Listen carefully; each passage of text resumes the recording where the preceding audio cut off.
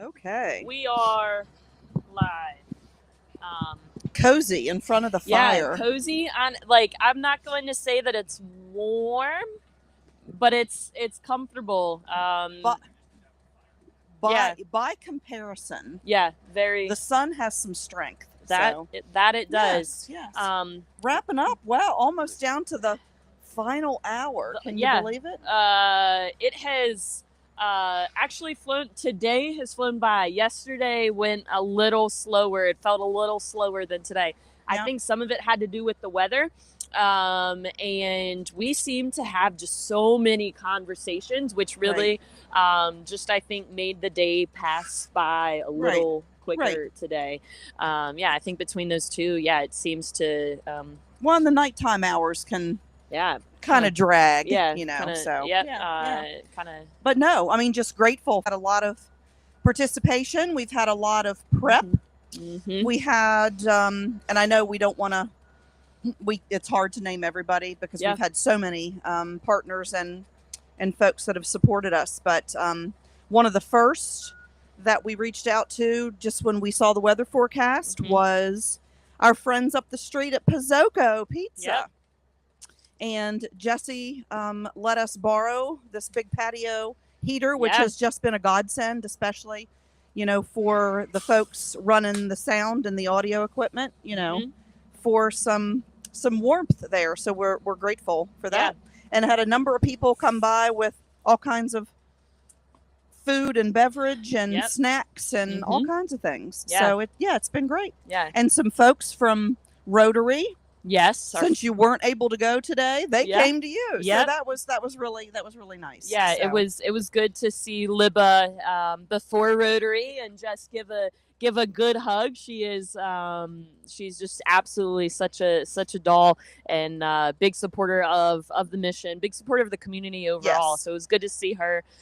Very grateful for Winchester Rotary Club and the ways that they do such good work throughout the community. And, absolutely. They've definitely been big supporters of ours in the past, and I know they will continue to do so moving forward. Yeah. And you've just had all kinds of conversations from public officials to elected officials to those in positions of authority in our education system and in our medical community and our police force and our paramedics and our fire and rescue and our blue-collared folks from Key Construction. Good to see them. Absolutely. It's just been a really good, the best way I say it's just been a really good cross-section of demographics. We had some great resident input. We had a lot of staff come on and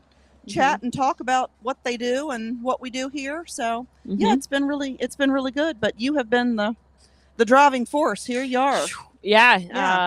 Almost 24, about 23 hours into this event, and just such a cool isn't even the right cool term, but literal. Literally. It's been cool. It's slightly cooler than cool. Right. Sub-freezing. But just really a neat event to be a part of. I mean, what makes Conversations on a Bench so special for me is, one, it's now a national kind of movement with 13 other rescue missions joining us today. That's why we're doing it in the middle of January. Right. We're one of 13 rescue missions who are helping kind of be the guinea pigs for Citygate Network to then elevate this to a more nationally recognized event later in October.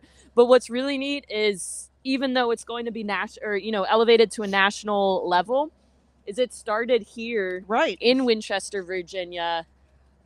Yes. 5 years? Was it 2018? 6 years ago? You know what? I think 2018. Pre-COVID, yep. I think it was 2018. Yep. Because Brandon had the bench right up here on this little hillside. Yep. And I thought, sure, he was going to slide down the hill, but he didn't. Yep. Yes, that's the first time I met him. I knew of him. Yeah. That's the first time I met him in person. Was this event? Was at that event, yes. JDB. Yeah, absolutely. Look at this. Yeah, so there's an anniversary. And it's the other funny thing, somebody that stopped by a little earlier to talk with you, and I was telling them that this morning you were on a Zoom call with a counterpart in Seattle, and they said to me, "Well, Janie, that was early. Do you know what time it was out there?" I'm like, "Yes, I'm aware of time zones. Yes, that's what makes this, sort of a national event is, you just hop on whenever, if it's the middle of the night or it's going to be after morning hours somewhere else." So you just never know. Yeah. Now, it would be pretty cool if, you could get somebody on from like Hawaii or Alaska. Yeah. We do there are at least one, if not maybe two rescue missions out in Hawaii. And then there's definitely one out in Alaska.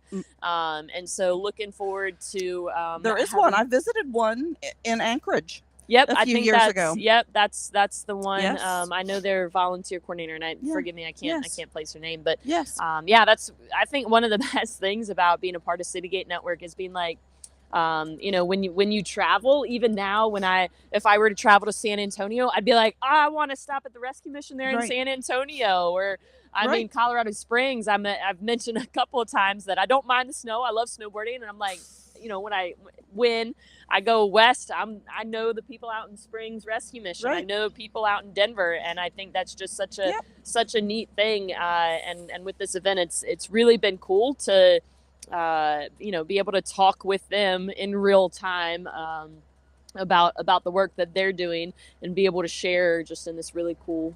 Well, and that's sort of the commonality of the work. Yeah. And the service. I know one of my daughters lives up in Boston, and about 3 years ago we were up there visiting, and I said, I'm going to pop in to their mission, and it's one of the oldest, longest established missions. I think it opened in like 1873. Oh wow. Sticks in my head.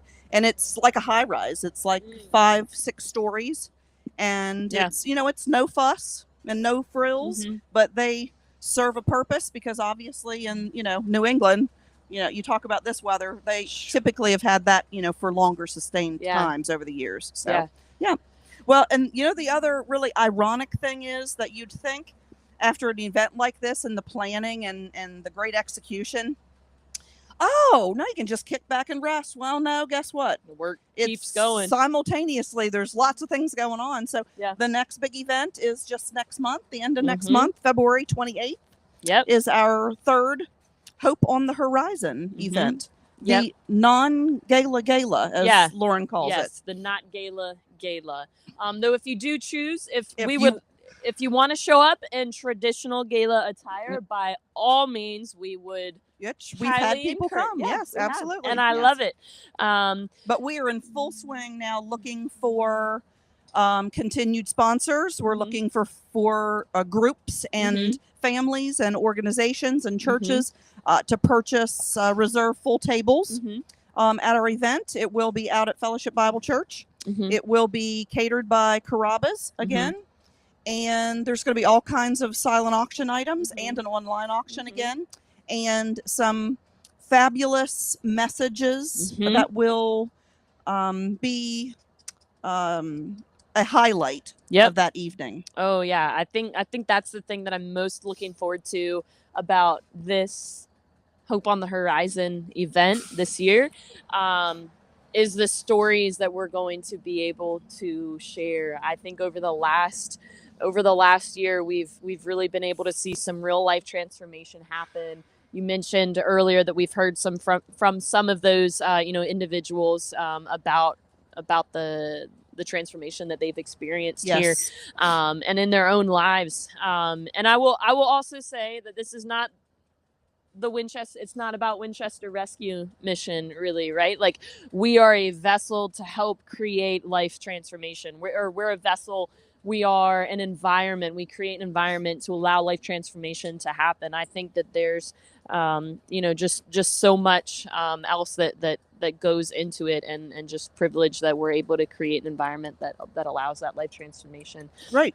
Well, I'm a firm believer that God puts people in places at the time that He wants things to happen. And we as humans often question, oh no, that's not for me, or I don't think that's something that I want to do, or I don't think the timing's right. Well, it's not about our timing. Yeah. And it's not our plan. Yep. You know. Yep. It's about God and what He has in store, and you just never know how your path might cross with somebody that you never would have imagined and could change your life for the better. So yeah.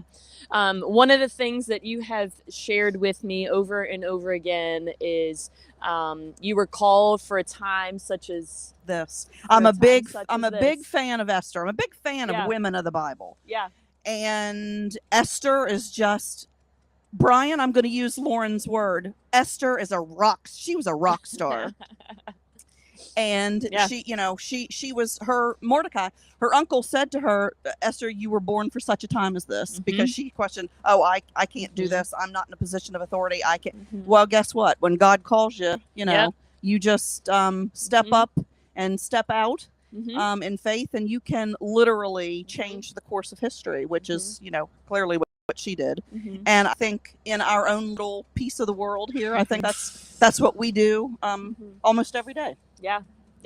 I believe that wholeheartedly. I think everybody that we've been able to have a conversation with, whether it was here on this bench or whether it was inside during the very late night evening or very early morning hours, I believe that those individuals came to us and had conversations, not by chance, not by luck, but I think really they were meaningful conversations. They meant a great deal to me, and I feel like this was really a great overall event as we're kind of wrapping up, as we're approaching the last 57 minutes of this event. Yeah.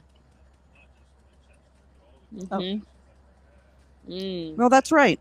No, Brian was saying that there's a multiplier factor this time because of going out and doing this in conjunction with so many other missions through the City Gate Network. You don't know, somebody in Seattle, Washington, or somebody in Pittsburgh, Pennsylvania, or somebody in Greenville, South Carolina could have heard one of our guests here say something that really moved them or motivated them, and vice versa. So all of our faithful listeners and followers, that you'll be able to go back and and view this on social media. Again, you never know what little nugget you might hear or pick up that could be life-changing or would motivate an individual to go do something that they ordinarily wouldn't do. So yeah, absolutely. And I feel like there's so much that I could say thank you for, and there's so many people that I could say thank you to as we wrap up the last 55 minutes of this 24-hour event.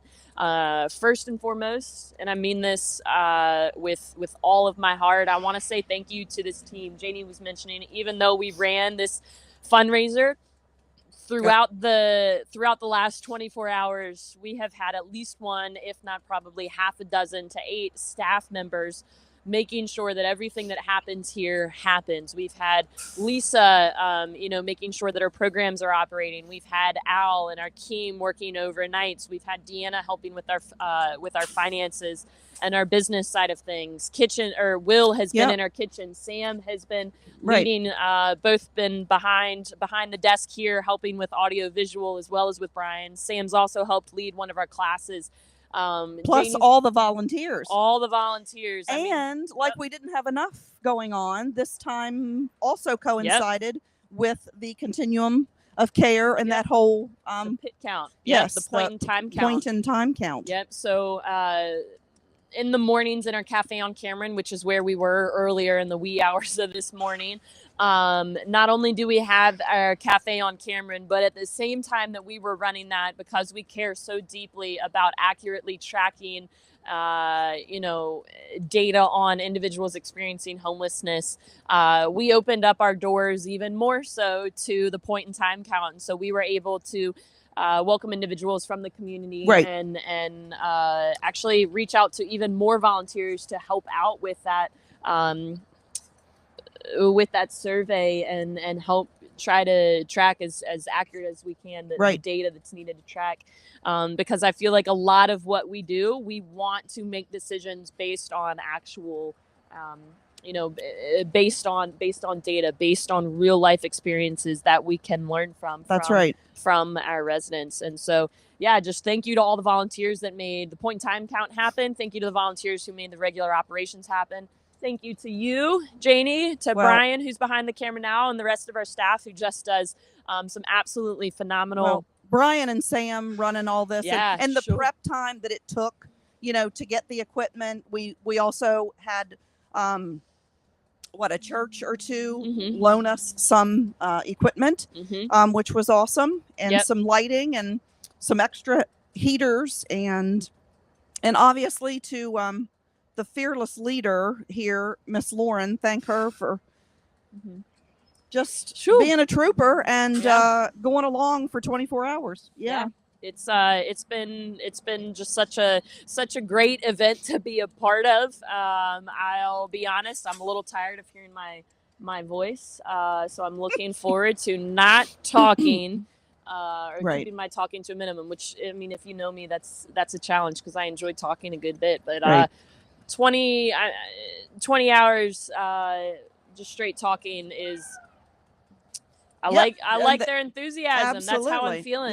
We just had a truck drive by that let out a big woo. Yeah, so absolutely. I'm feeling their enthusiasm. I want to say thank you to everybody who showed up and had conversations with us. Again, whether it was here or inside. I mean, Janie was mentioning some of our city and our county officials, both elected and appointed individuals. Dan Hoffman with the city of Winchester. We got to hear from Fire Chief Henschel and Ashley from Winchester City Fire Rescue Department. We heard from John Jewell from Frederick County. We got to hear from some representatives from Shenandoah University. That's right. And Brian Pierce Gonzalez.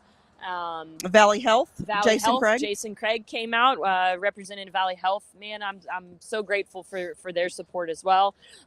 We got to hear from Mike Molden and a number of the other church, representatives who came out and support us. Our board of directors had great support. 4 or 5 came out. Yes, input and participation from board of directors. Yep. Just some community members, obviously. Mary Bruce. Della DeHaven, Jay Foreman, Barry Lee. Yes, absolute, absolutely. Some of our staff, Chris Bennett came out and talked. Case management. He shared a lot of his story. Will Sloaneker, our kitchen manager. Sarah Williams. She was previously on staff with us as our counselor. And you know what? Don't forget. A big part of the focus is this expansion project down Valley Avenue. You mentioned Key Construction, but also Kit Molden. Yep. A big benefactor of ours came and participated, which was wonderful. And I know we're going to, forget. I don't want to forget anybody. Brady came up from, the Friends of Old Town. Literacy volunteers, some just other nonprofits and organizations. Andrea, out at CCAP. Just so man, what a good turnout. Resident stories, graduates from our programs, and we actually were able to have some conversations that you guys were not privy to, simply because we were either inside or we had the cameras off taking a break, and we had some people walk up and ask us some questions, just who were people walking by on the street. And just overall solid conversation. I love the conversations that we've been able to have. I mean, everything from homelessness to the programs that we offer, food insecurity and our food ministry, the way that we serve the way that we serve food in an intentional way.